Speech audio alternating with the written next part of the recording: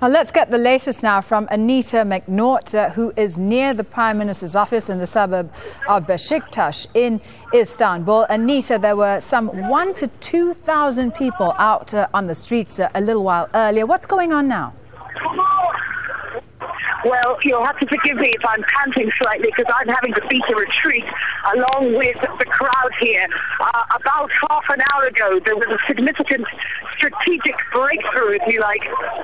The demonstrators have commandeered a digger, a roadworks digger, and they used it to break through the police lines. If I stop, it's because I'm going to have to put my gas mask on. It just dropped the gas canister near where I'm talking to you from. They took right through the police lines, right up to Dolmabahce Palace, the building used by the government here as its main place to entertain and do official business. And they took up behind it a couple of large trucks as well, one of which was loaded with paving stones. And it looked like they'd routed the riot police line. But in the last 10 minutes, the police have come back, redoubled their effort, and the demonstrators have run, I think we've galloped about 200, between 200 and 500 meters back down the main road. The police have driven the demonstrators all the way back down the side of the Bosphorus. I mean, this is a very lovely area normally. It's extraordinary to see it like this. There's a lot of movement tonight, a lot of movement on the front line. Okay, it sounds like the police have regrouped. How much force have the police been using there, Anita? Well, it's riot control, and it's important not to exaggerate this.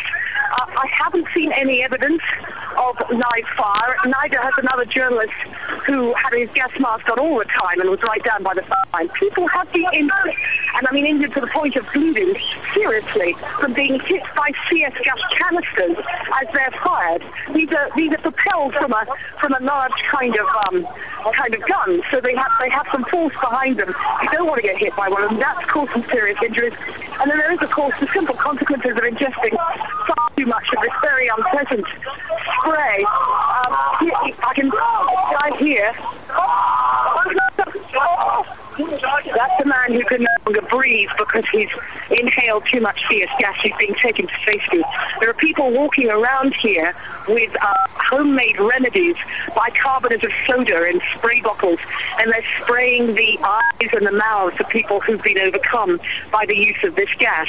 But beyond that, and it's very effective at shifting a large, unarmed, essentially peaceful demonstrator group back down a road. On the demonstrators' side, they've been breaking up the pavement towards the front line of this particular skirmish in Besiktas. There are hardly any pavements left. They've picked up the curbstones, they've picked up the paving blocks, smashed them and thrown them at the police. So that's what's being used on the demonstrator side. But not all of them. I haven't seen any stone throwers. Most of the people I'm amongst are educated, a lot of students, a lot of professional Turks.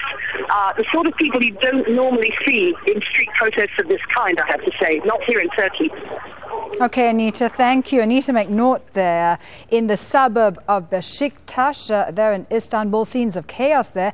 This is the scene now in Taksim Square in central Istanbul, the scene of a big protest over the last few days. A few people gathered there early this morning, but relatively calm so far.